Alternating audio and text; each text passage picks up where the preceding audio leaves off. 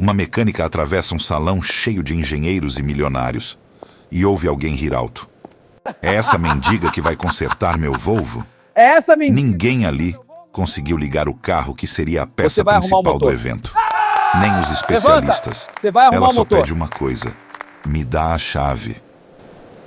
O que ela percebe no motor segundos depois faz todo mundo parar de falar, porque ninguém tinha visto aquilo. Meu amigo, se inscreve no canal para não perder essa história.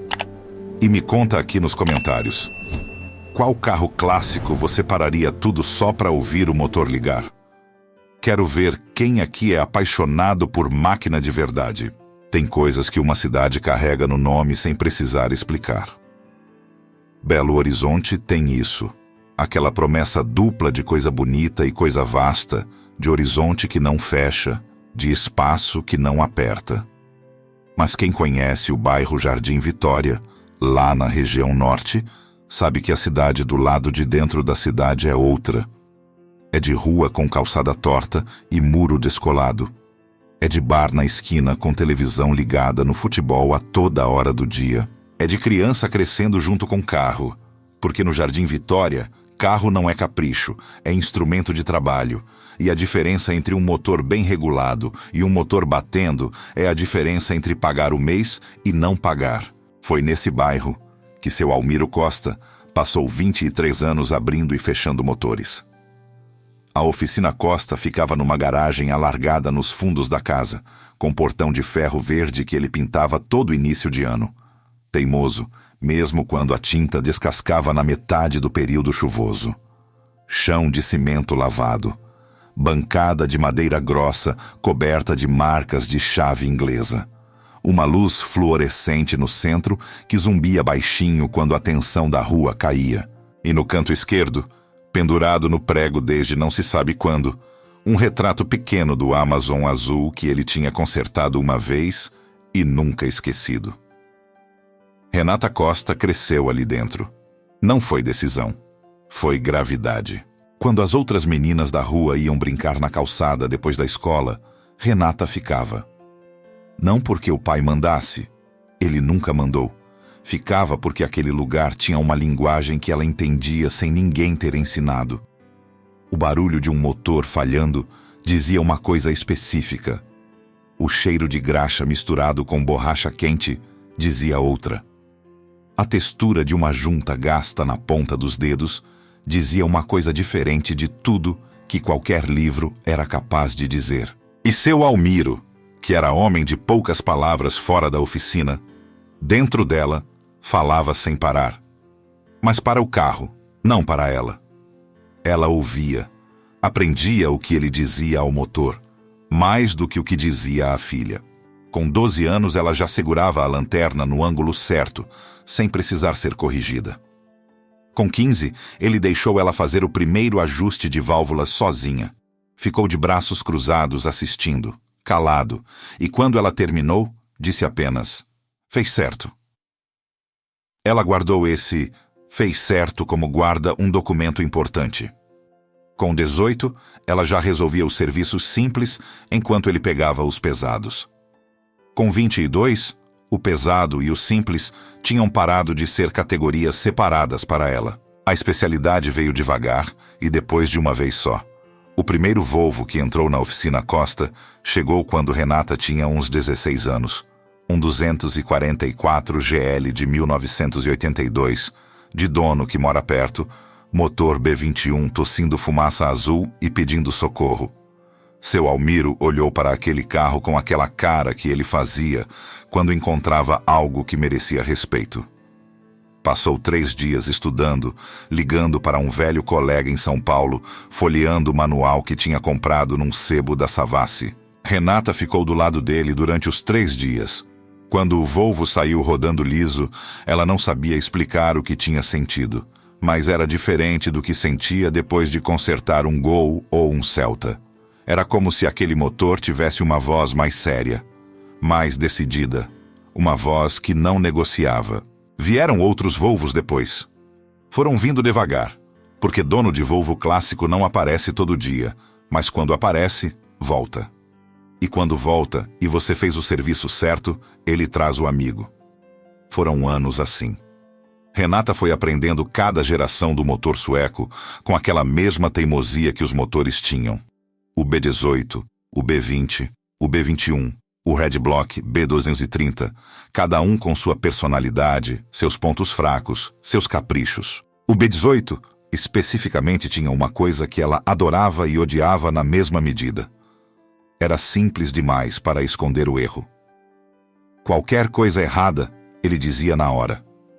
Era honesto de um jeito que cansava. 2 meses antes desta história chegar onde ela chega, seu Almiro foi embora. Não vou ficar em cima disso. Não é lugar de detalhar dor. O que importa saber é que ele foi depois de uma luta que durou 8 meses e que Renata passou quase inteira do lado dele, dividindo as horas entre o hospital e a oficina, sustentando as duas coisas ao mesmo tempo com aquela teimosia que era herança direta. Quando ele fechou os olhos, ela estava ali. Quando a oficina precisou abrir na segunda-feira seguinte, ela estava ali também. Não porque não sentia. Porque sentir e trabalhar, para ela, sempre foram a mesma coisa. A oficina ficou sendo dela. Nome não mudou. O portão de ferro verde não mudou. A luz fluorescente que zumbia continuou zumbindo. O retrato do Amazon azul continuou no prego do canto esquerdo.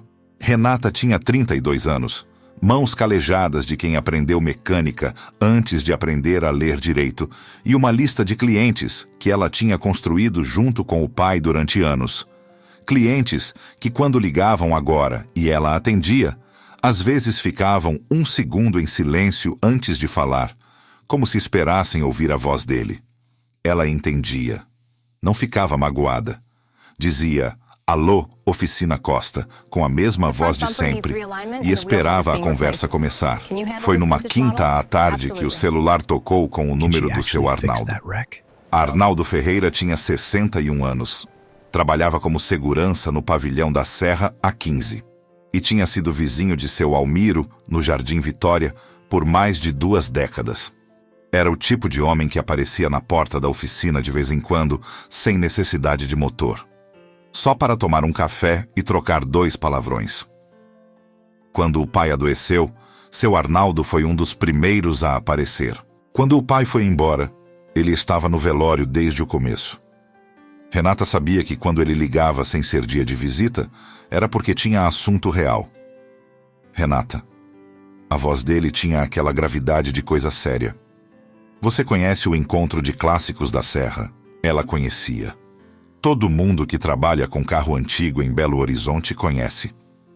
Maior exposição de automóveis históricos do estado acontecia todo ano no Pavilhão da Serra, ali no bairro Serra, área nobre da cidade.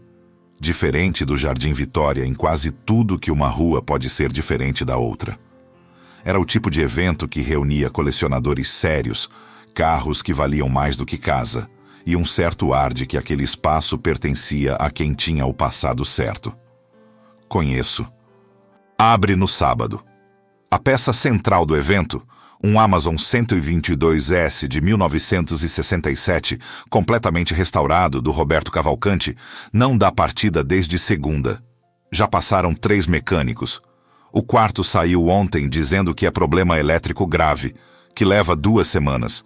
O Roberto não tem 2 semanas, tem até amanhã. Renata ficou quieta por um segundo. Não de dúvida, de cálculo. Que motor? B18B original. Ela fechou os olhos por meio segundo. Abriu.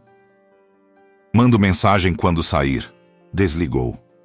Ficou olhando para o retrato do Amazon no prego do canto esquerdo por um tempo que não foi longo, mas foi real. Depois foi buscar a caixa de ferramentas amarela, a do pai, a mesma de sempre, pesada e amassada, e com um manômetro analógico que o digital não substituía. E a amarrou na carrocinha da moto com os nós que seu Almiro tinha ensinado. Na manhã de sexta, Renata Costa atravessou a cidade de norte a sul em cima da moto com o overol azul marinho da Oficina Costa, letras brancas um pouco desgastadas no bordado da manga esquerda, e a caixa amarela rebocando atrás. Entrou no Pavilhão da Serra quando o sol ainda não tinha esquentado de verdade. Seu Arnaldo acenou do posto. Ela acenou de volta. Do outro lado do salão, ao lado de um Volvo Amazon 122S azul celeste, com interior bege que era, sem exagero, uma das coisas mais bonitas que ela já tinha visto na vida. Roberto Cavalcante estava em pé com 3 homens de roupa clara, e quando a viu atravessar o espaço na direção do carro, virou para os outros e disse em voz alta o suficiente para os 4 mecânicos de equipe atrás dele ouvirem sem precisar se esforçar. É essa mendiga que vai consertar isso? Renata ouviu. Não parou. Chegou ao lado do Amazon, colocou a caixa no chão, com o barulho firme de coisa pesada bem pousada, olhou para Roberto Cavalcante com aquela voz com que pediria um copo d'água e perguntou: "O senhor tem o histórico de serviço?" Comentem. Almiro se sentiram o peso do que ela carregava naquele pavilhão antes de abrir a boca. Roberto Cavalcante tinha 58 anos e a postura de quem nunca precisou explicar por que estava num lugar. Não era a arrogância declarada. Era pior. Era a naturalidade de quem sempre foi recebido, sempre foi ouvido, sempre foi o centro gravitacional de qualquer sala que entrasse. Cabelo grisalho bem cortado, calça de linho bege, camisa polo azul marinho com logo bordado de algum clube que Renata não reconheceu e não teve interesse em reconhecer. As mãos, ela notou enquanto ele entregava a pasta com o histórico. Eram mãos que nunca tinham segurado uma chave de boca com intenção de girar. Macias, com aquele cuidado involuntário de quem protege sem saber que protege. Ela abriu a pasta. Leu em pé. Não sentou porque sentar ali seria pedir um espaço que já era dela por direito de trabalho, e ela não pedia o que já tinha. Ficou de pé ao lado do Amazon, folha por folha, com aquela leitura que não é de quem está conhecendo o assunto, mas de quem está confirmando o que já suspeitava. O histórico de restauração era extenso. 6 anos de trabalho documentado por um mecânico especializado em São Paulo, um em Curitiba, e 2 serviços finais feitos aqui em BH. Peças originais onde possível, réplicas de período onde necessário, tudo registrado com nota. Era um trabalho sério. Ela reconhecia trabalho sério. Os 4 mecânicos de Roberto ficaram parados a uns 4 metros. 2 dela, 2 do lado do carro. Todos acima dos 40 anos, com aquele jeito de profissional experiente que não sabe muito bem o que fazer com as mãos quando não está trabalhando. Ela os notou com o canto do olho, não porque fossem ameaça, porque eram informação. Ela queria entender o que eles tinham feito antes de chegar perto do motor. Qual deles identificou o sistema elétrico como problema? Ela perguntou, sem levantar os olhos da pasta.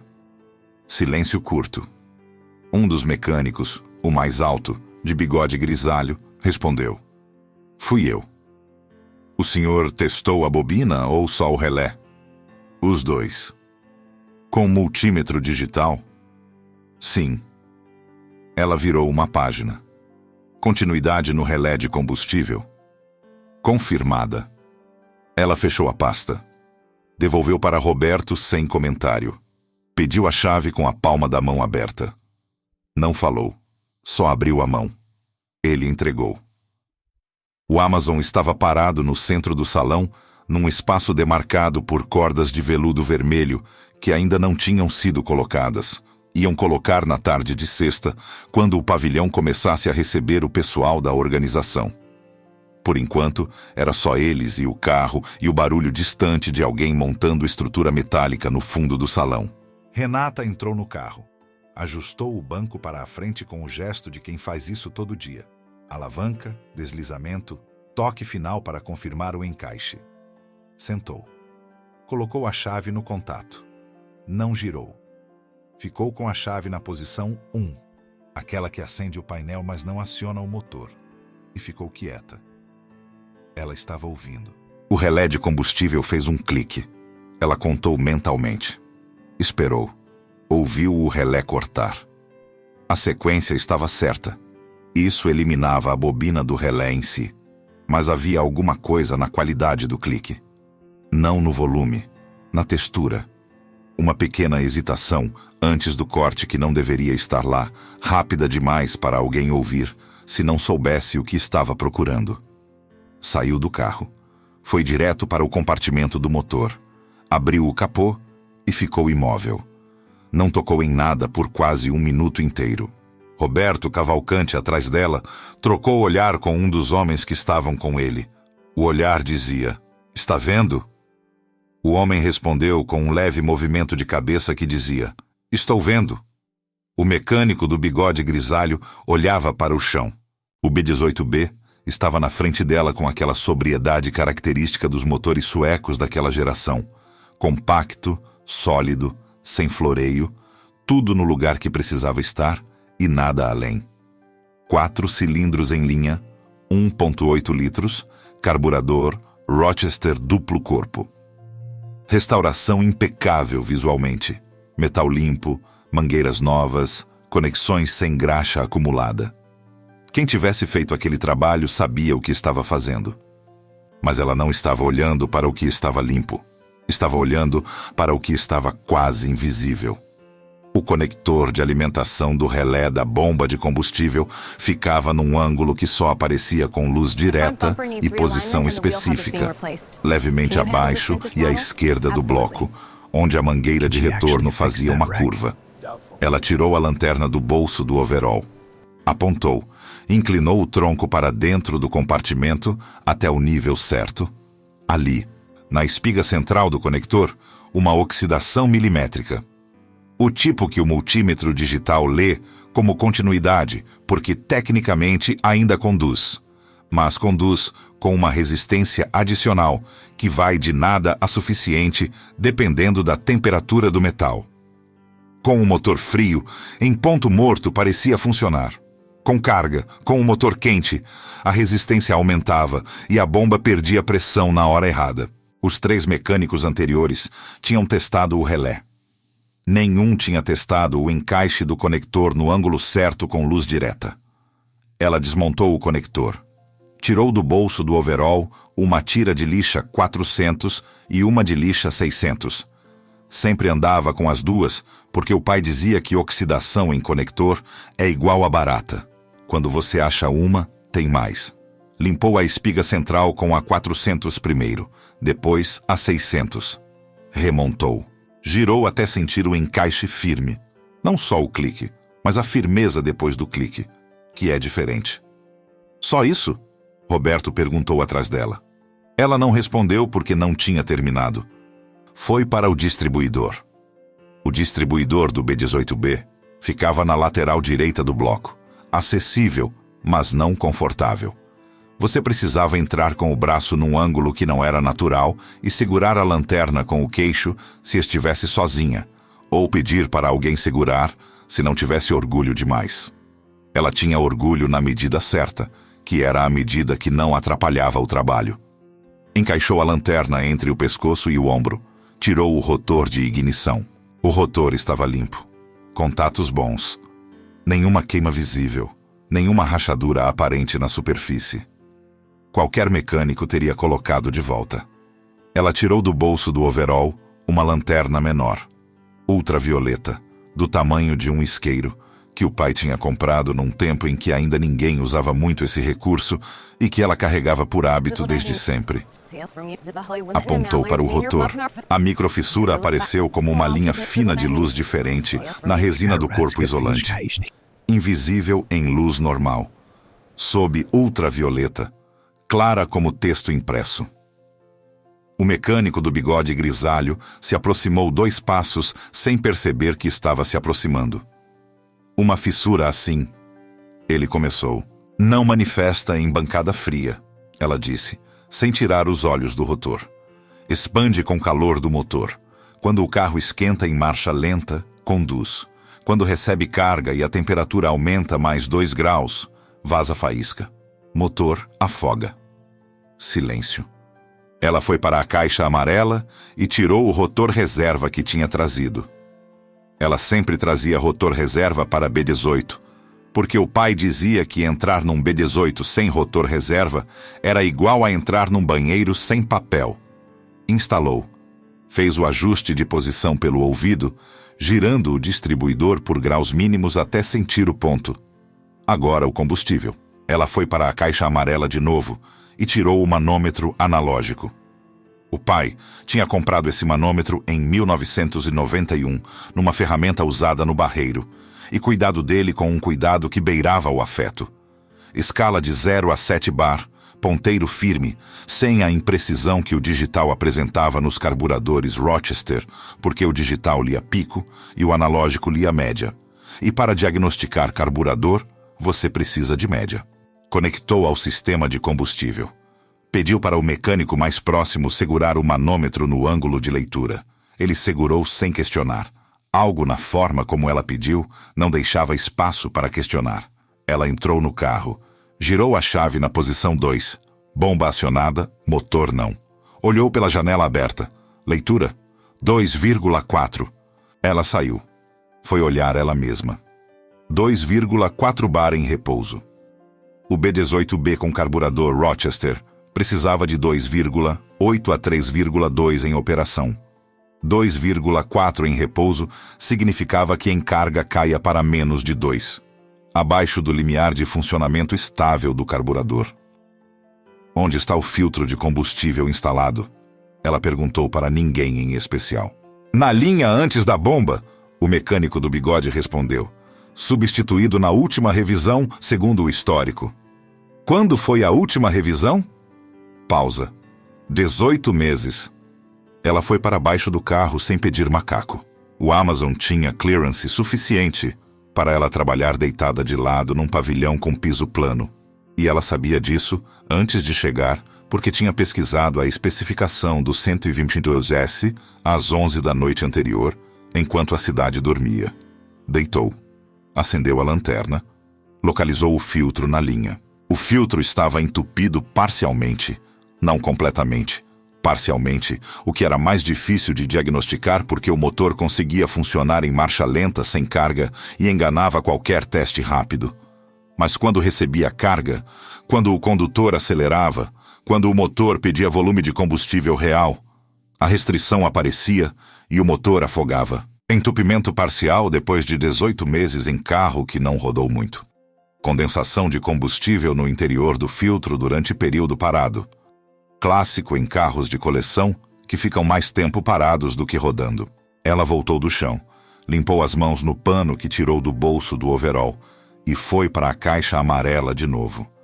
Tinha trazido filtro de combustível também, universal de linha para adaptação ao sistema do B18, que ela tinha conferido a compatibilidade antes de sair de casa. O pai ensinava: você não vai numa cirurgia sem levar o que pode precisar. A troca do filtro levou 11 minutos. Não porque era rápida, porque ela era. Quando remontou a linha e reconectou, pediu leitura de pressão de novo. O mecânico que segurava o manômetro disse: 2,9. Ela assentiu. Estava dentro da faixa. Fechou o capô. Os 4 mecânicos de Roberto, os 3 homens que tinham chegado com ele, e 2 pessoas da organização que tinham aparecido sem que ninguém percebesse exatamente quando. Todos estavam olhando para ela. Não com a mesma expressão com que a tinham olhado quando ela atravessou o pavilhão. Com outra. Mais quieta. Mais atenta.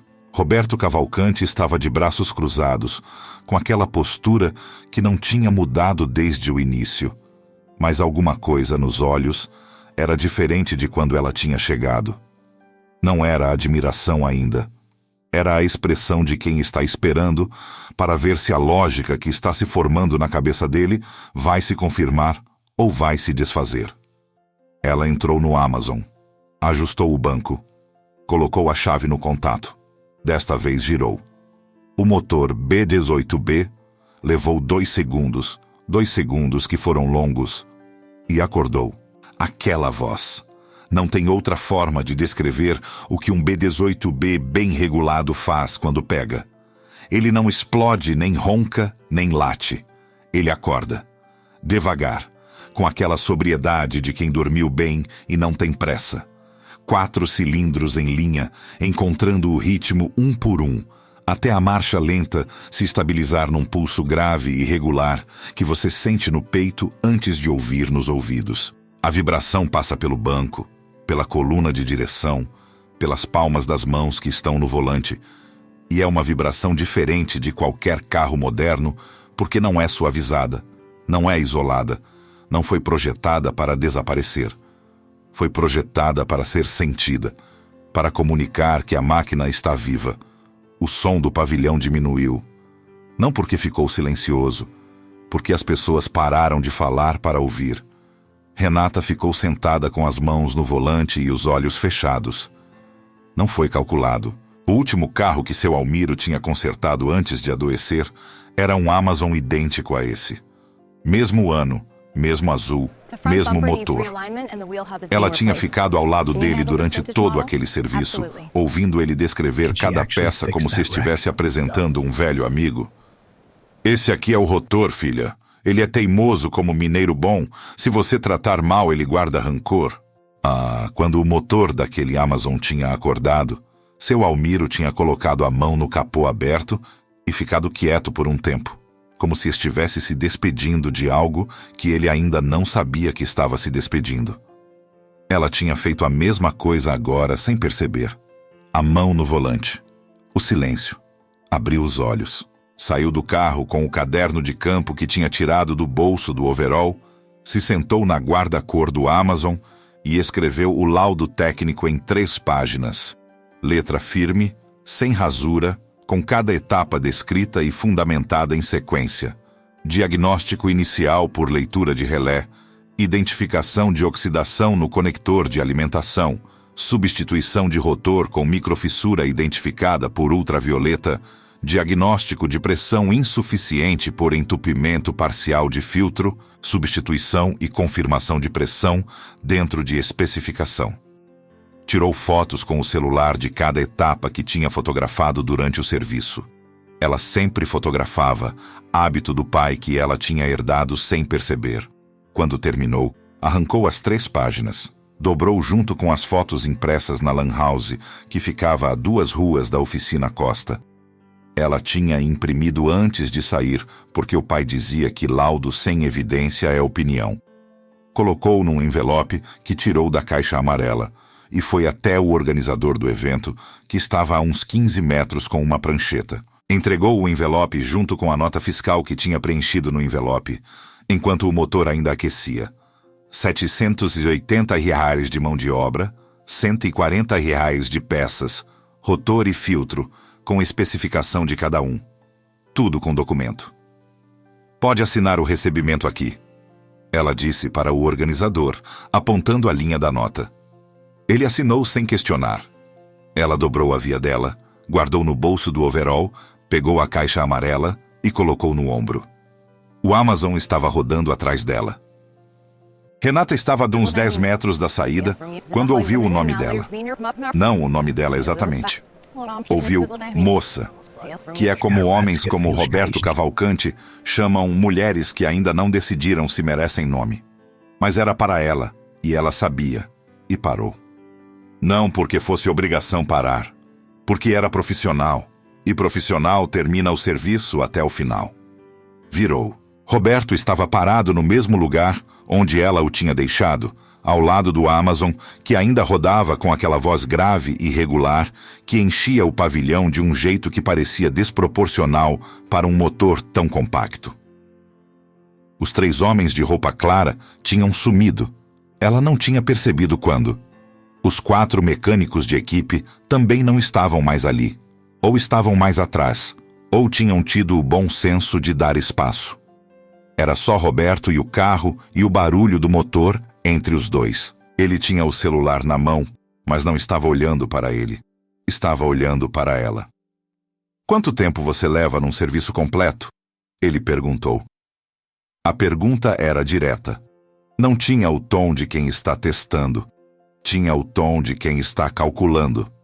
Ela reconheceu a diferença porque o pai tinha ensinado que cliente que pergunta sobre tempo está pensando em contratar, e cliente que pergunta sobre preço já decidiu contratar e só está negociando. Roberto não tinha perguntado sobre preço. Depende do que o carro precisa, ela disse. Não foi evasão. Foi a resposta correta porque era a única correta. Ele assentiu, com aquela lentidão de quem está acostumado a receber informação incompleta e esperar o resto. Esse carro vai rodar no evento amanhã e depois volta para a garagem por tempo indeterminado. Quero que ele passe por revisão completa antes. Revisão completa em B18 é 3 dias de trabalho feito certo. Pode ser feito na minha garagem? Posso levar o equipamento? Ele olhou para ela por um momento. Não era o olhar de antes. Aquele que ela tinha atravessado no começo da manhã. O que avaliava o que ela era antes de saber o que ela sabia. Era um olhar diferente, mais nivelado.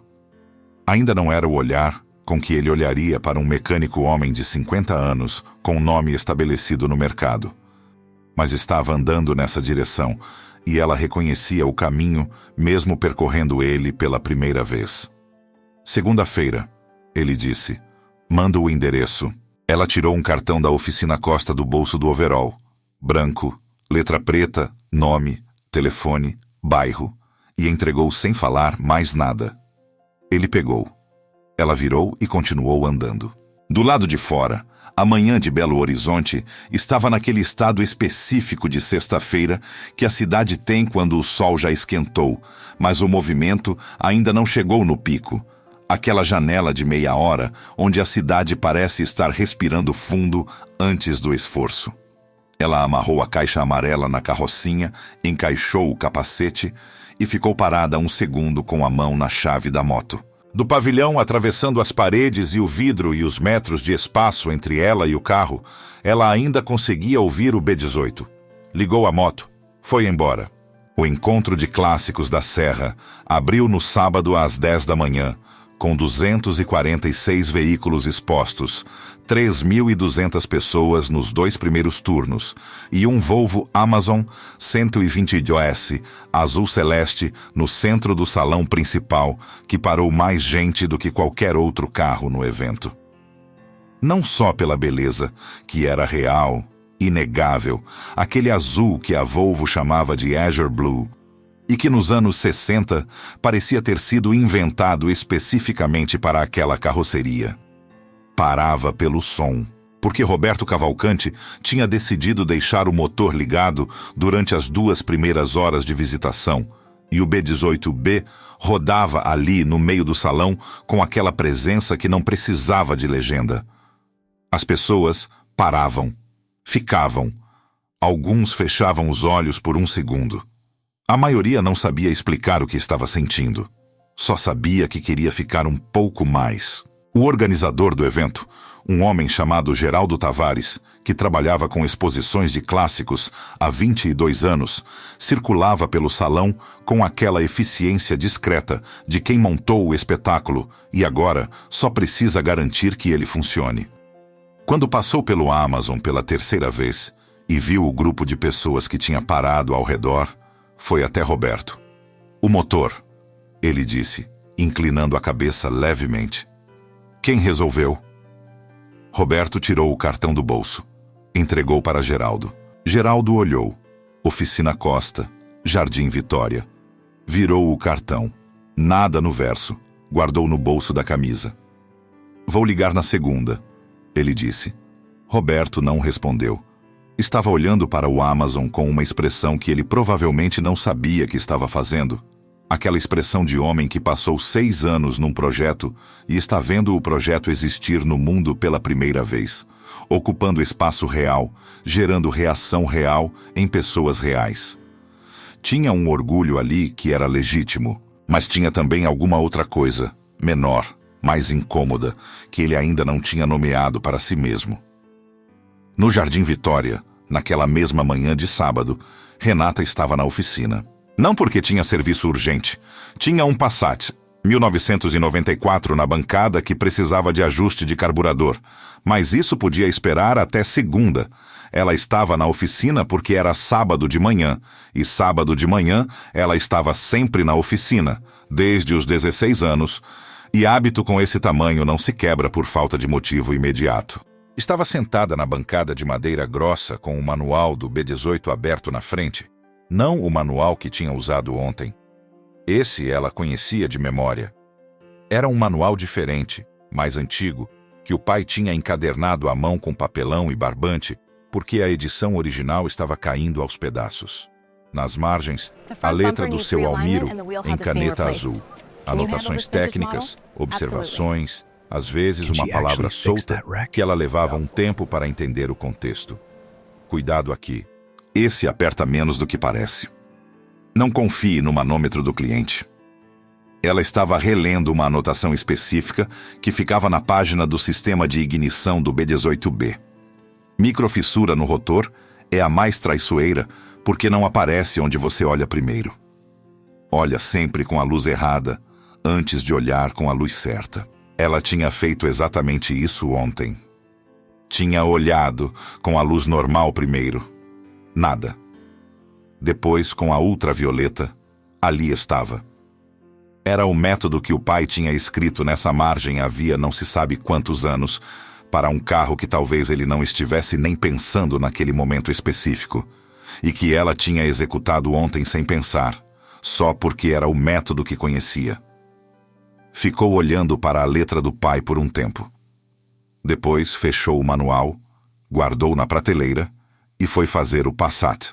A ligação de Geraldo Tavares veio na segunda-feira às 8h17 da manhã, 17 minutos antes de ela sair para a garagem de Roberto Cavalcante. Oficina Costa, bom dia. Bom dia, eu estou falando com a Renata? Está. Aqui é o Geraldo Tavares, do Pavilhão da Serra.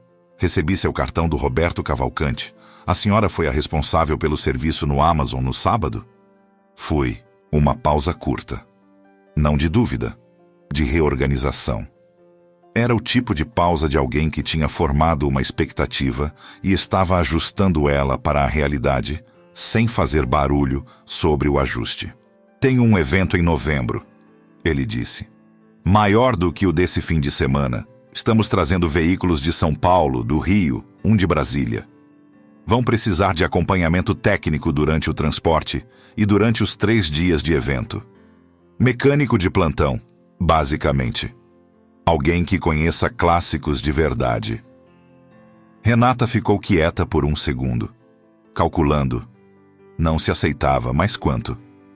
Quantos veículos? 22 confirmados. Pode chegar a 30.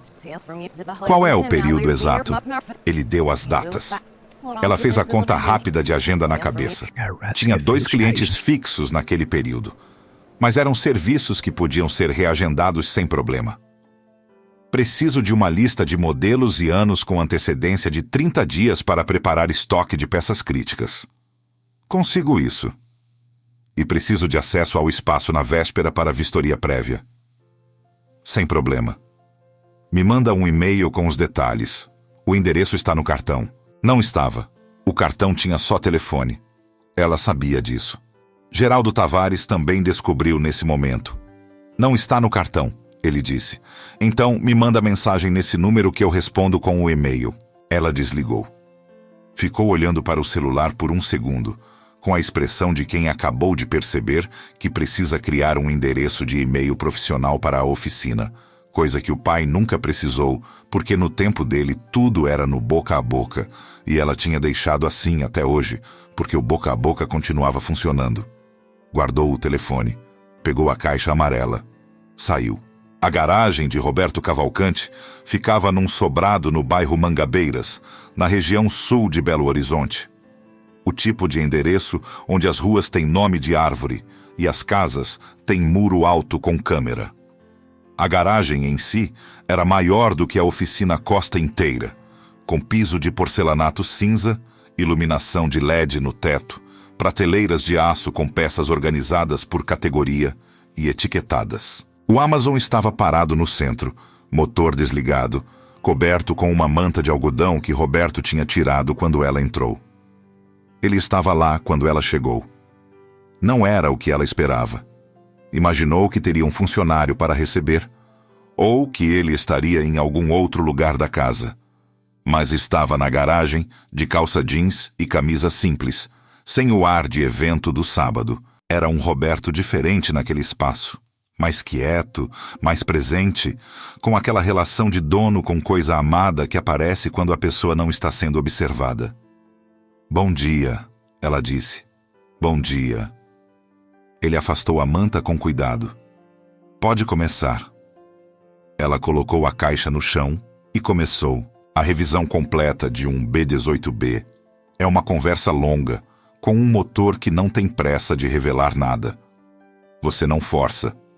Você pergunta, com a ferramenta certa, no ângulo certo, com a paciência de quem sabe que o motor vai responder na hora que quiser. Renata tinha aprendido isso antes de aprender que estava aprendendo.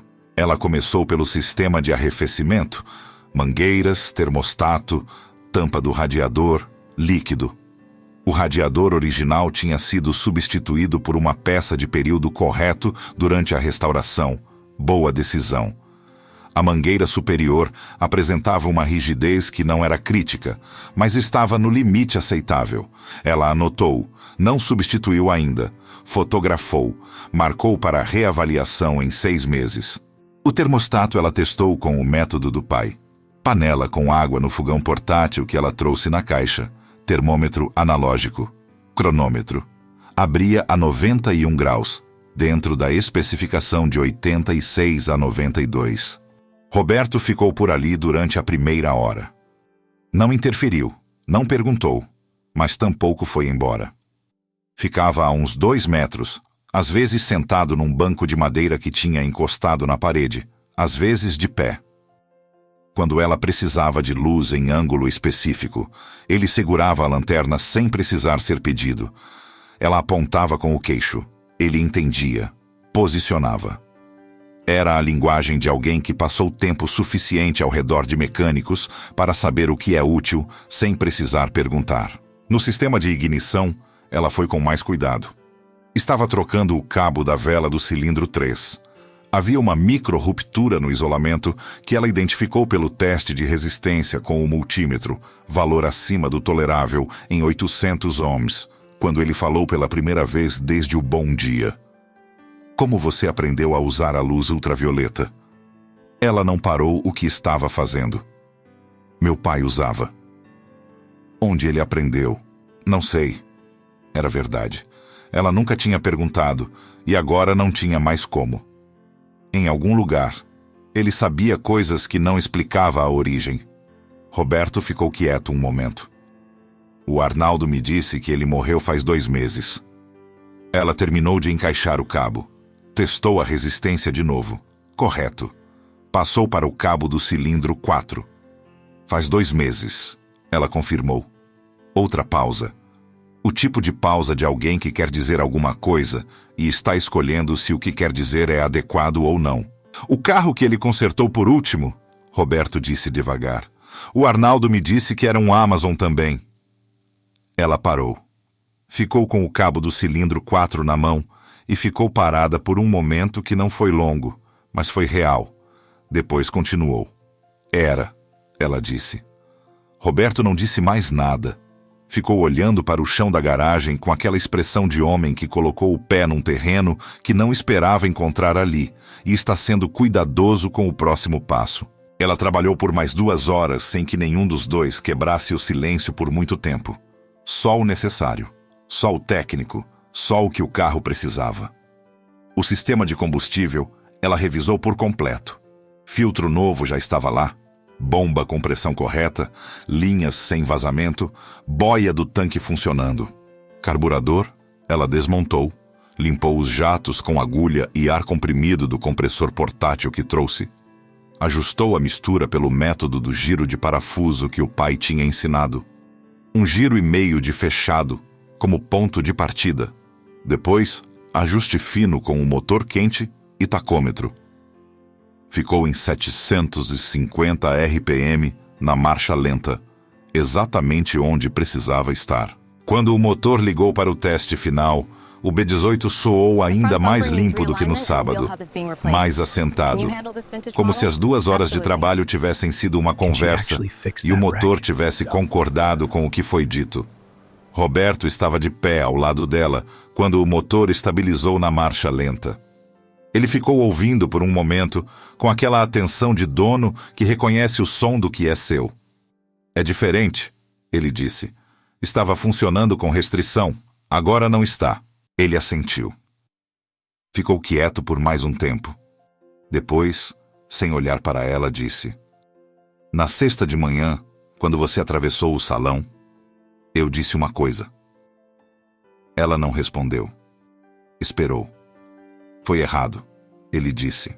Não foi um pedido de desculpa longo. Não veio com justificativa, nem com contexto, nem com a história da vida dele. Veio como veio. Direto, seco, sem ornamento. Era o tipo de coisa que um homem como Roberto Cavalcanti provavelmente não dizia com frequência, e ela reconhecia pelo peso específico que tinha, pelo esforço que custava, pela forma como ele olhava para o motor enquanto falava, porque não estava pronto para olhar para ela ainda. Renata ficou em silêncio por um momento. Eu sei, ela disse. E foi só isso. Não aceitou em voz alta, não recusou, não fez cerimônia. Disse que sabia, porque sabia, e pronto. A conversa não precisava de mais nada do que isso para ser o que era. Ela foi para a caixa amarela, tirou o caderno de campo e escreveu o laudo da revisão. 4 páginas dessa vez, com cada sistema revisado, cada peça avaliada, cada substituição feita, cada medição registrada. Fotografou tudo, montou o envelope, laudo completo e fotos de cada etapa, ela disse entregando. Se o carro apresentar qualquer coisa fora do normal nos próximos 30 dias, me liga antes de levar em outro lugar. Tudo bem. Ela fechou a caixa amarela. Colocou no ombro. Sua nota vai por mensagem ainda hoje. Ele pegou o cartão dela outra vez, o mesmo que tinha dado na sexta, e olhou para ele como se estivesse memorizando o número, mesmo que já tivesse memorizado. Guardou no bolso da calça dessa vez, não no bolso da camisa. Ela saiu pela porta da garagem com a caixa amarela no ombro e o sol do Mangabeiras batendo diferente do sol do Jardim Vitória. Mais espaçado, mais silencioso, sem o bate-bola da esquina, nem o cachorro do vizinho. Amarrou a caixa na carrocinha. Ligou a moto. Quando virou na rua principal em direção ao norte da cidade, o Mangabeiras foi ficando para trás, e o Jardim Vitória foi chegando como sempre chegava. Aos poucos, pelo cheiro, pelo barulho, pelo calçamento que começava a ficar irregular, pelas casas que cresceram sem plano e ficaram bonitas assim mesmo. A oficina Costa estava com o portão de ferro verde fechado. Ela abriu. Entrou. Colocou a caixa no lugar. Ficou um momento parada no meio do galpão, com o cheiro de graxa e metal e aquela luz fluorescente zumbindo baixinho no teto. Depois, foi fazer o Passat. Comentem foi errado, se sentiram o peso daquelas 2 palavras do Roberto. Quero saber quem chegou até aqui. A nota fiscal que Renata mandou por mensagem para Roberto Cavalcanti naquela tarde de segunda-feira era de R$ 1.240. Mão de obra da revisão completa, 3 horas e 40 minutos de trabalho efetivo. Mais peças. Cabo de vela do cilindro, 3. Fluido de arrefecimento complementar. Jogo de juntas do carburador. Tudo especificado linha por linha, com código de peça onde tinha código, com descrição técnica onde não tinha. Ele pagou em menos de 1 hora. Pix, valor exato, sem negociação, sem comentário. Ela viu a confirmação, guardou o celular no bolso do overall e continuou com o Passat. A semana seguinte trouxe 3 coisas que não tinham relação entre si, mas que Renata, mais tarde, quando tentou montar a sequência na cabeça, entendeu que tinham tudo a ver. A primeira foi uma ligação de um número de São Paulo, na terça de manhã. Um homem chamado Fábio Andrade, que se apresentou como proprietário de um Volvo 1800S de 1966. O coupé, o mesmo que o Simon Templar dirigia naquela série de televisão antiga, o que seu Almiro tinha mencionado uma vez com um sorriso diferente de todos os outros sorrisos que ela conhecia nele. Fábio Andrade tinha visto o Amazon de Roberto no evento do fim de semana. Estava lá como visitante, vindo de São Paulo de carro. o que já dizia muita coisa sobre o tipo de homem que era. E tinha perguntado para Roberto quem tinha feito o serviço. Roberto tinha dado o número dela, sem que ele pedisse 2 vezes. Meu 1800S está num problema que 2 mecânicos em São Paulo já tentaram resolver e não conseguiram, Fábio disse. Motor B18B também, mas a configuração do coupé é diferente do sedã. Você tem experiência com o 1800? Tenho. Era verdade. Tinha entrado num 1800 uma vez com o pai, um serviço que tinha chegado de Campinas por indicação de um cliente antigo. O motor era o mesmo B18, mas o compartimento era mais apertado, e o acesso ao distribuidor vinha de um ângulo diferente que exigia uma chave articulada específica. Ela tinha a chave. Você se deslocaria até São Paulo? Ela ficou quieta um segundo. São Paulo. 450 quilômetros. Nunca tinha saído de Belo Horizonte para trabalho. O pai também nunca tinha saído. Me conta o problema primeiro. Ele contou. Ela ouviu. Fez 3 perguntas técnicas. Ele respondeu as 3 com precisão de quem conhece o próprio carro. O tipo de dono que lê manual, que acompanha o serviço, que não entrega o carro e vai embora.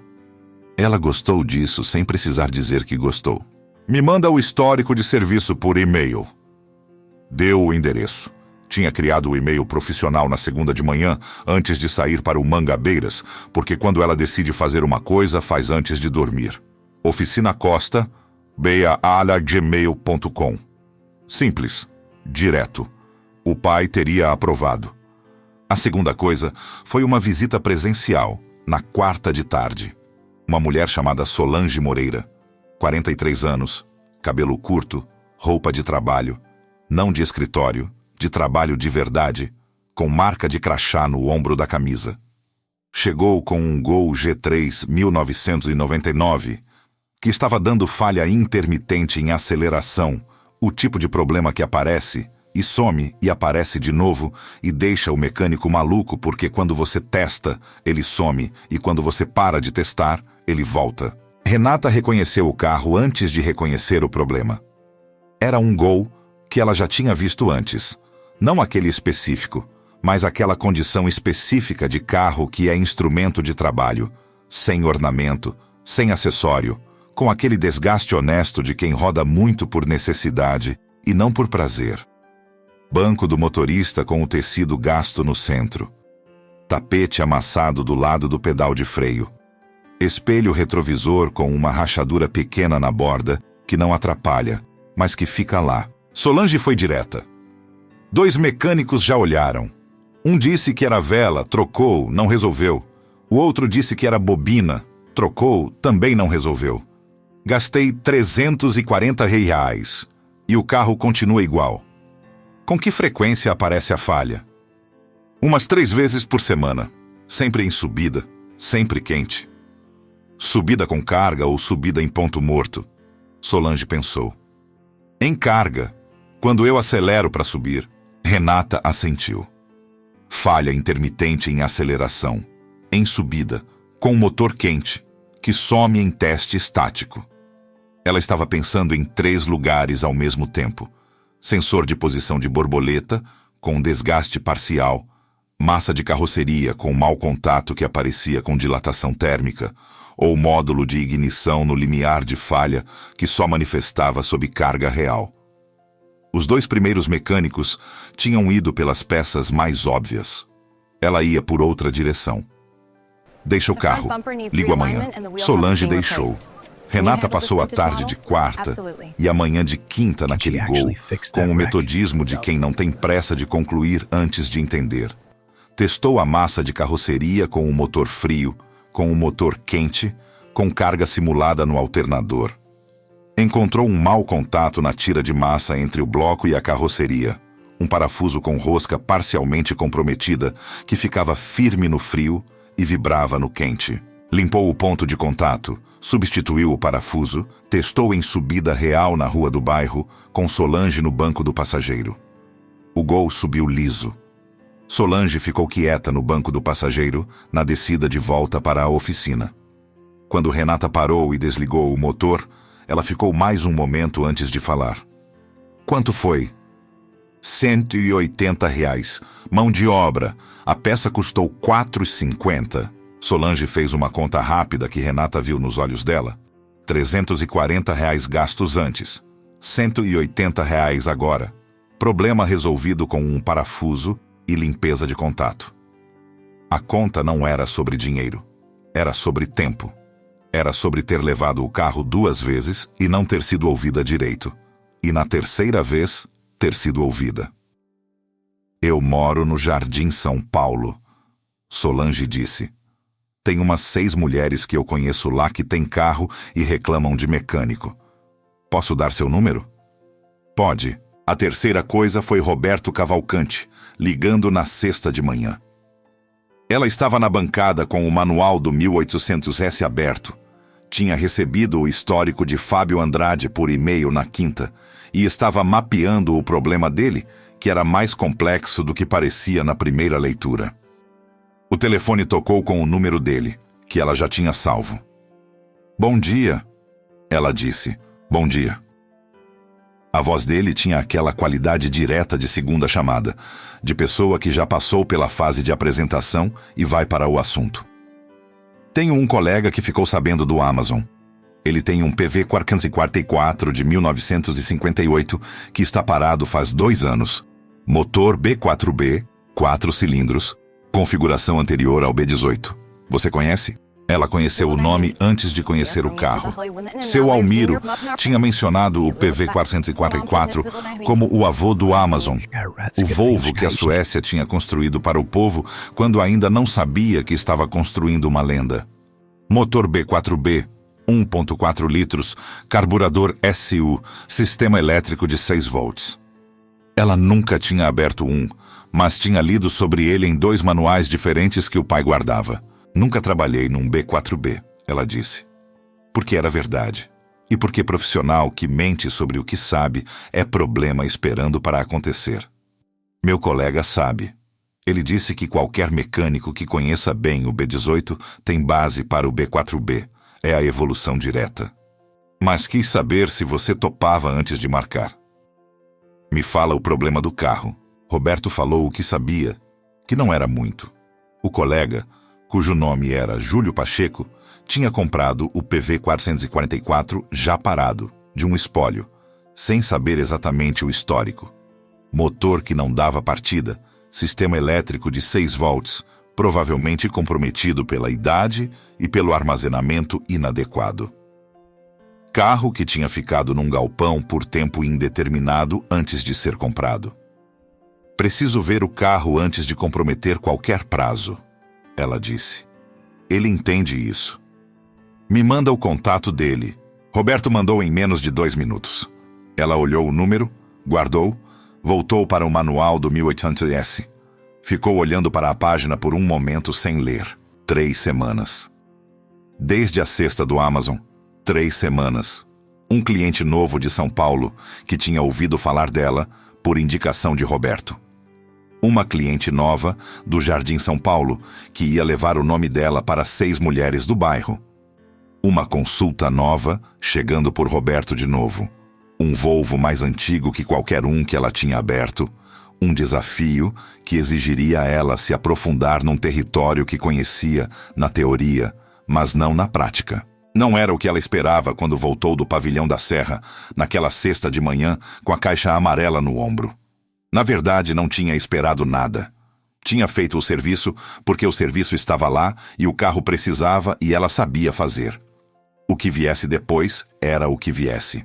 Júlio Pacheco era um homem de 63 anos que morava no bairro Caiçara, na região noroeste de Belo Horizonte, território completamente diferente do Mangabeiras em temperatura social, mas com aquela mesma relação séria com automóvel que ela reconhecia em colecionadores de verdade, diferentes dos que coleciona por status. Os de verdade falavam do carro com aquela voz específica de quem fala de coisa viva. Ela foi até lá na terça seguinte, sem levar ferramenta, só para ver. O PV 444 estava num galpão nos fundos da casa, coberto com uma lona azul que tinha marcas de tempo.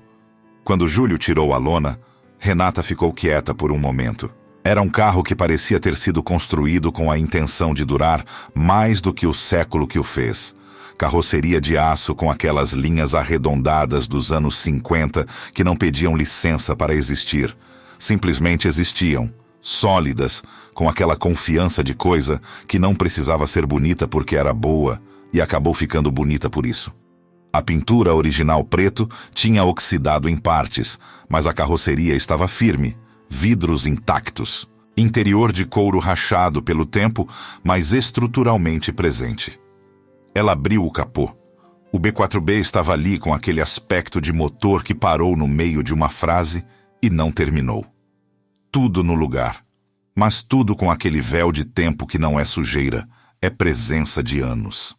Carburador SU de corpo único, sistema de ignição por bobina convencional, distribuidor com platinado, tecnologia que ela conhecia dos fundamentos, anterior à era eletrônica, onde cada componente era mecânico e, portanto, cada problema era encontrável se você soubesse onde procurar. 6 volts, ela disse, mais para ela mesma do que para Júlio. 6 volts, ele confirmou. Não foi convertido. Quis manter original. Ela olhou para o chicote elétrico, para a bateria removida e guardada num canto do galpão, seca há anos, para os terminais com aquela oxidação espessa de cobre que ficou exposto por tempo demais.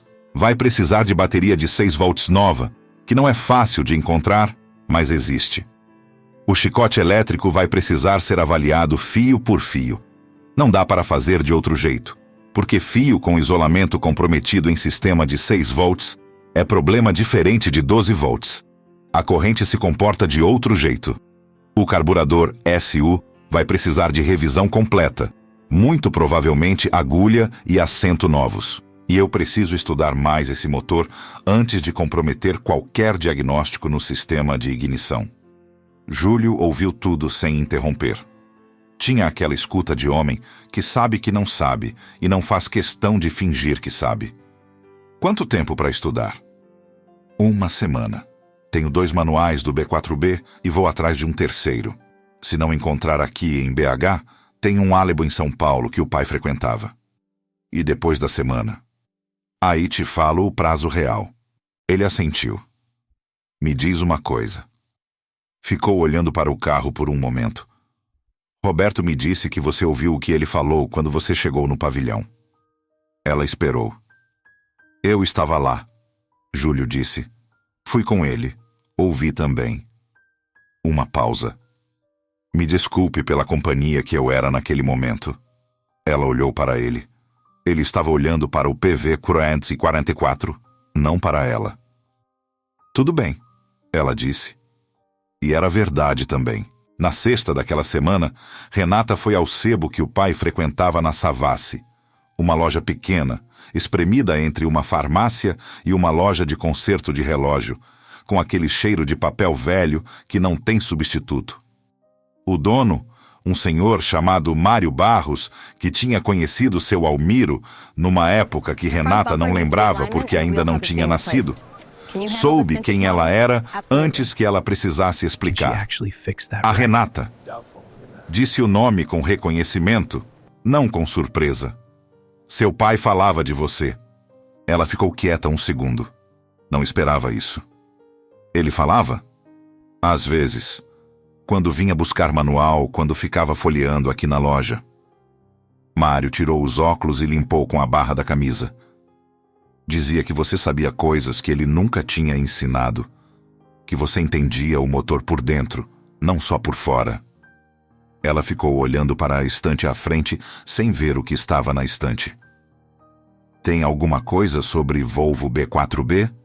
Ela perguntou quando a voz voltou para um lugar onde ela confiava nela. Mário foi para os fundos. Voltou com 2 livros.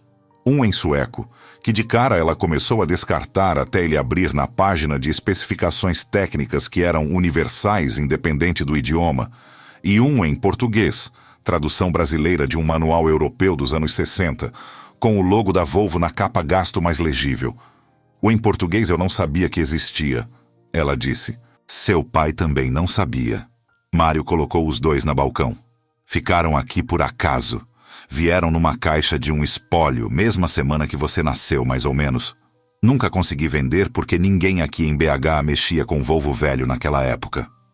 Ela olhou para o manual em português, para a data de publicação na folha de rosto, 1963. Quanto? R$ 35 pelos dois. O sueco eu te dou. Ela pagou. Saiu com os 2 manuais na mochila, atravessou a Savassi de volta para a moto estacionada 2 ruas acima e ficou parada na calçada por um momento, com o sol de BH batendo naquela temperatura específica de fim de tarde que a cidade tem quando o calor do dia está arrefecendo, mas o asfalto ainda guarda o calor embaixo dos pés. Depois foi para casa. Naquela noite, sentada na mesa da cozinha, com o manual de 1963 aberto e um caderno ao lado para as anotações, ela estudou o B4B por 4 horas sem parar. A letra do manual era daquele português formal e um pouco antiquado das publicações técnicas dos anos 60, mas a técnica era a técnica, universal, sem tempo, sem nostalgia. Ela ia lendo e ia anotando nas margens com a própria caneta azul, igual ao pai. Em algum momento depois da meia-noite, ela percebeu que estava escrevendo nas margens com a mesma letra que ele tinha. Não era igual. Era parecida. O mesmo jeito de abreviar especificação. O mesmo jeito de circular o número que importava. O mesmo traço que ficava mais pesado quando a informação era crítica. Ela ficou olhando para a própria letra por um tempo. Fechou o caderno. Deixou o manual aberto na página que estava. Apagou a luz da cozinha. A oficina Costa ficou escura e quieta no fundo da casa, com o portão de ferro verde fechado e a luz fluorescente apagada, e o retrato do Amazon no prego do canto esquerdo, que ninguém via naquele momento, mas que estava lá, como sempre estava. Tempos passaram, e Belo Horizonte tem um novembro que não é de todo mundo. É de quem conhece a cidade por dentro, não por cartão postal. É o mês em que o céu fica daquele azul que não tem nome exato, mais fundo do que azul e mais claro do que anil. E as tardes têm aquela luz de fim de dia que bate de lado nas fachadas e faz até muro de bloco aparente parecer que foi construído com intenção. É o mês em que chove de repente e para de repente, e o cheiro que fica depois da chuva no asfalto do Jardim Vitória é uma das coisas mais específicas que existem no mundo. Quem cresceu naquele bairro reconhece esse cheiro antes de reconhecer qualquer outra coisa da infância. A oficina Costa tinha o portão de ferro verde aberto desde as 7 da manhã. O encontro de clássicos da Serra de Novembro era maior do que o de maio. Geraldo Tavares tinha cumprido o que disse. 28 veículos confirmados, vindos de 4 estados, com uma variedade de marcas e décadas que ia de um Ford Galaxy 1968 até um Alfa Romeo Spider 1974, passando por Fusca de época, Dodge Dart, Karmann Ghia e 2 Volvos, o Amazon de Roberto Cavalcante outra vez e um 144 de 1971 que vinha de Campinas, com um problema no sistema de freios que o dono queria que ela avaliasse antes do evento. Ela tinha recebido a lista de modelos 32 dias antes. Estudou cada um. Separou o estoque de peças críticas por categoria: ignição, combustível, arrefecimento, para cada família de motor representada. Montou uma caixa de ferramentas secundária especificamente para o evento, além da caixa amarela do pai. Chegou ao pavilhão na quinta à tarde, véspera da montagem, para a vistoria prévia que tinha negociado com Geraldo desde o início. Geraldo a recebeu na entrada com aquele cumprimento de quem está esperando há um tempo e não vai dizer que estava esperando. Tudo pronto para amanhã? Depende do que os carros vão trazer, ela disse. Ele gostou da resposta. Ela percebeu pelo jeito como ele assentiu. Não com a cabeça só, com o corpo inteiro levemente, o gesto de quem reconhece uma resposta honesta quando ouve. O evento de novembro teve 3 momentos que Renata mais tarde lembraria não como sequência, mas como flashes. Imagens que ficaram cada uma com o cheiro e o som específico do instante em que aconteceram. O primeiro foi na sexta de manhã, durante a montagem, quando o Karmann Ghia, 1971, de um senhor chamado Geraldo da Cunha, outro Geraldo, diferente do Tavares, chegou sendo rebocado porque o motor tinha engasgado na subida da Avenida Afonso Pena. O dono, 71 anos, chapéu de palha, aquela postura de homem que construiu a vida inteira ao redor de um carro e não estava pronto para ser rebocado, ficou de pé na calçada, com os braços cruzados, enquanto o guincho descarregava o guia com aquele ar de coisa pessoal que tinha dado errado. Renata foi até o carro antes que qualquer pessoa pedisse. Abriu o capô. Motor traseiro, Volkswagen 1600, configuração oposta a tudo que ela tinha trabalhado naquela semana. Ficou 2 minutos em silêncio. Depois pediu ao Geraldo da Cunha a chave reserva, que ele entregou sem falar. Entrou no carro, testou a sequência de ignição, saiu, foi para o motor de novo com a lanterna. Cabo da vela do cilindro, 2 partido na conexão com o distribuidor, partido por dentro do isolamento, invisível externamente, o tipo de falha que aparece com vibração e desaparece quando o carro fica parado e o cabo esfria e fica rígido o suficiente para manter contato. Ela tinha cabo universal na caixa secundária. Fez a adaptação em 23 minutos. O Karmann Ghia entrou no pavilhão pelo próprio motor. Geraldo da Cunha tirou o chapéu de palha quando ela fechou o capô. Não disse nada. Colocou o chapéu de volta. Mas tirou. E ela viu.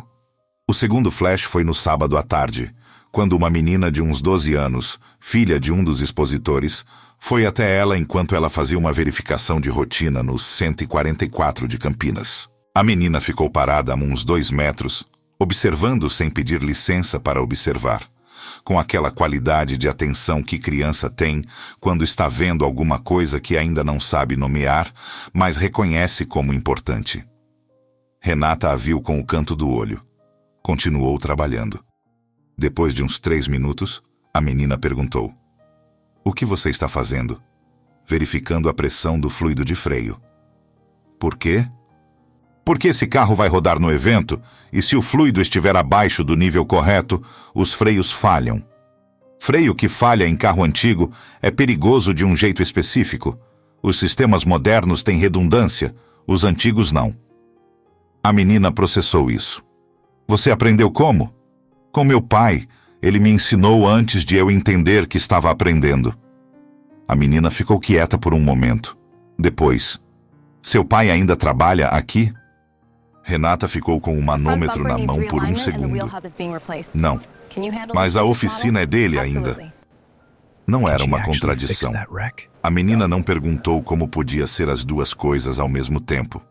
Provavelmente porque para ela, de 12 anos, ainda fazia sentido que alguma coisa pertencesse a alguém que não estava mais lá. O terceiro flash foi no domingo de encerramento, quando Geraldo Tavares chamou os responsáveis técnicos do evento para uma foto que ia para o release da imprensa. Eram 4 ao todo. Ela e mais 3 mecânicos que tinham sido contratados para categorias específicas de veículo. Os 3 eram homens, todos com mais de 45 anos. Todos com aquele ar de profissional estabelecido que vem de décadas de mercado. O fotógrafo pediu para ficarem em fila na frente do Amazon de Roberto.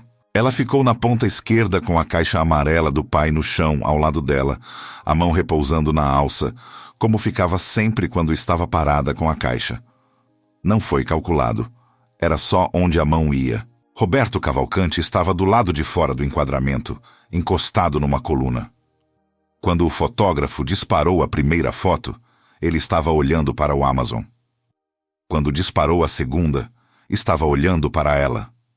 Ela não viu. Estava olhando para a câmera, com aquela expressão de quem está presente sem fazer cerimônia de estar presente.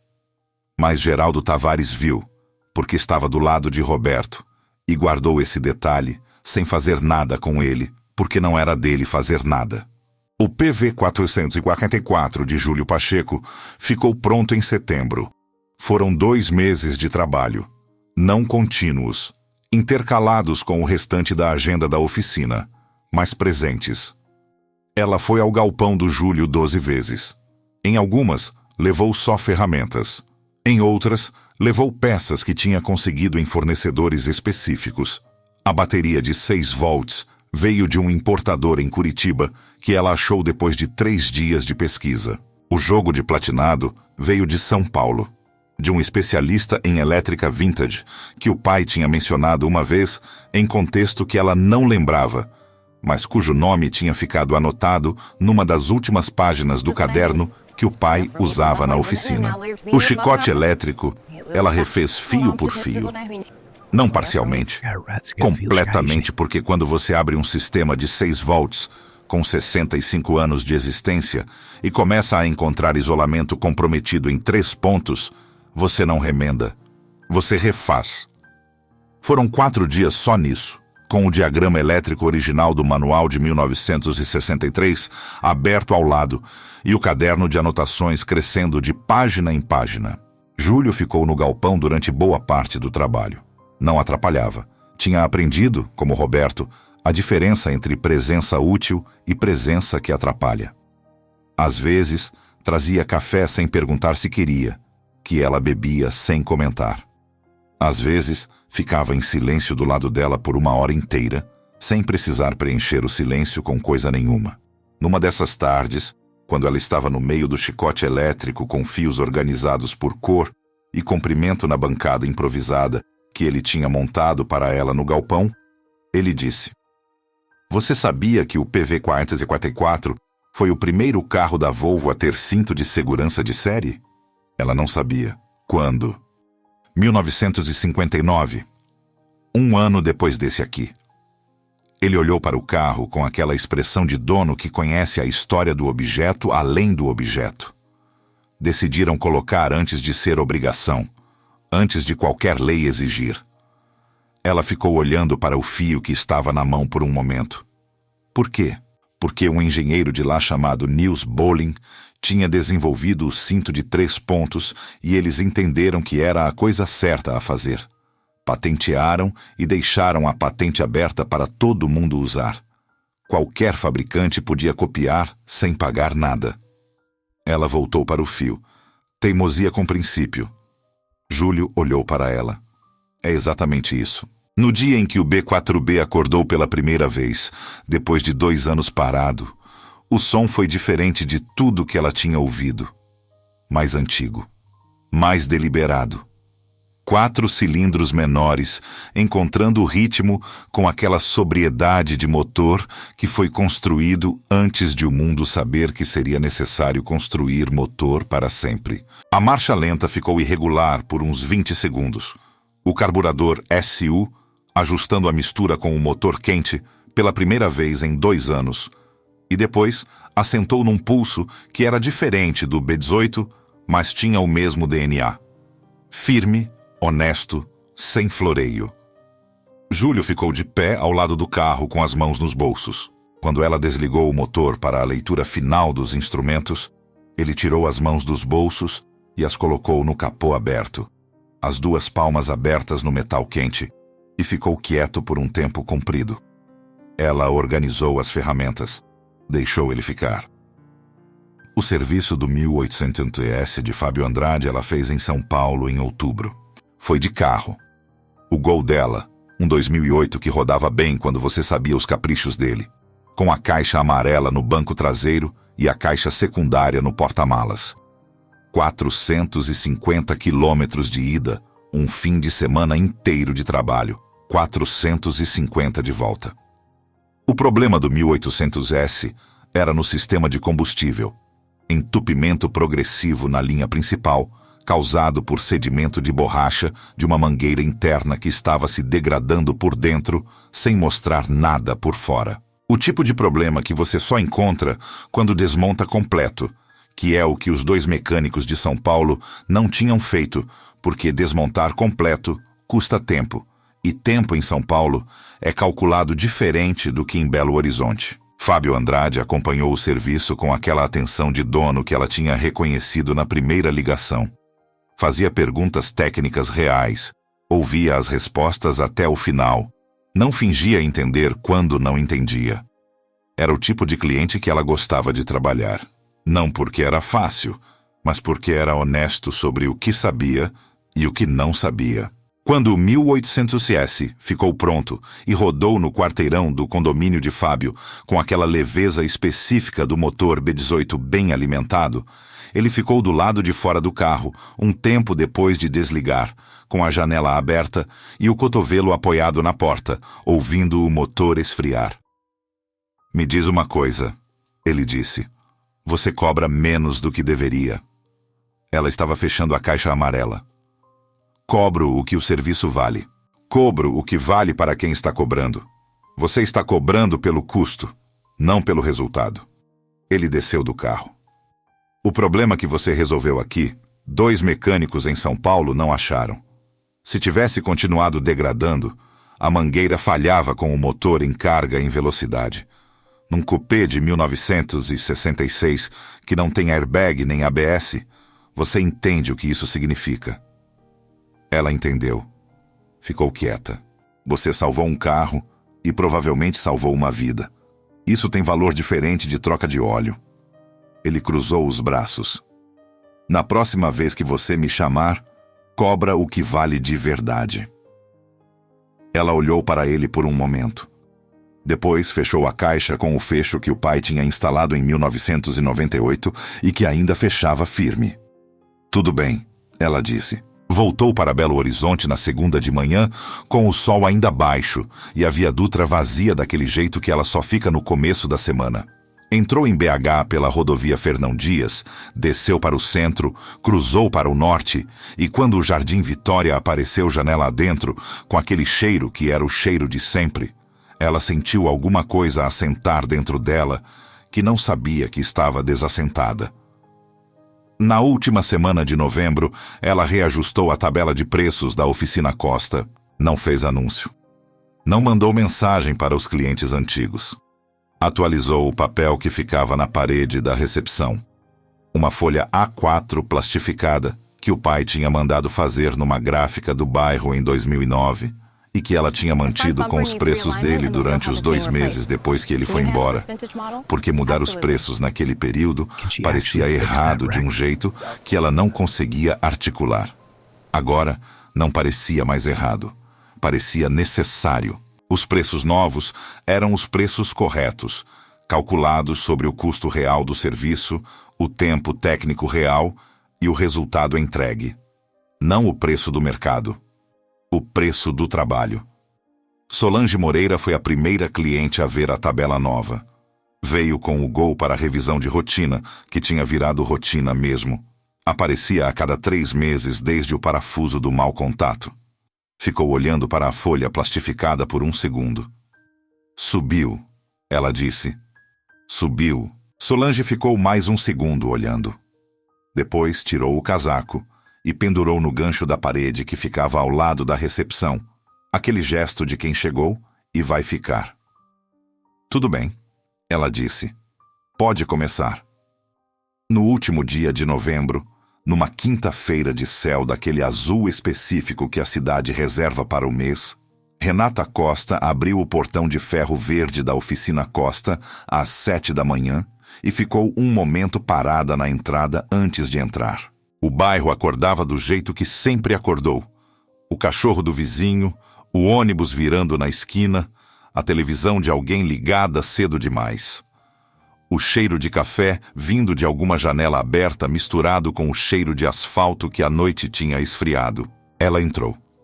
Colocou a caixa amarela no lugar. Ligou a luz fluorescente que zumbiu baixinho, como sempre zumbiu. Ficou em pé, no centro do galpão por um momento, olhando para o retrato do Amazon no prego do canto esquerdo. Aquele Amazon azul que o pai tinha consertado uma vez e nunca esquecido, que tinha ficado ali desde não se sabe quando, que ela nunca tinha tirado e nunca ia tirar. Depois foi para a bancada, abriu o caderno de anotações na página nova e escreveu a data com a caneta azul. Havia 2 Volvos agendados para o mês de dezembro. Um Fusca de colecionador que vinha de Nova Lima e o Gol da Solange, que precisava de alinhamento. Havia uma consulta marcada com um novo cliente que tinha ligado na quarta, depois de pegar o número com Fábio Andrade, de São Paulo. Havia o e-mail do Geraldo Tavares com os primeiros contatos para o evento de maio do ano seguinte, maior do que todos os anteriores, com veículos confirmados de 5 estados. E havia, no canto da bancada, os 2 manuais comprados no sebo da Savassi, o sueco e o português de 1963, com as anotações dela nas margens em caneta azul, ao lado das anotações do pai nas margens de outros manuais que ficavam na prateleira acima. A luz fluorescente zumbia. O bairro fazia o barulho de sempre. A oficina Costa estava aberta.